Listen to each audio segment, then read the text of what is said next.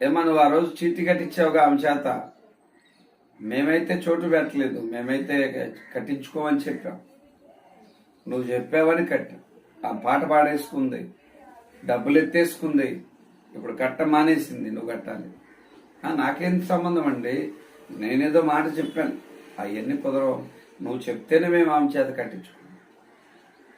మిగతా డబ్బులు నువ్వు కట్టాల్సింది. మాటే కదా.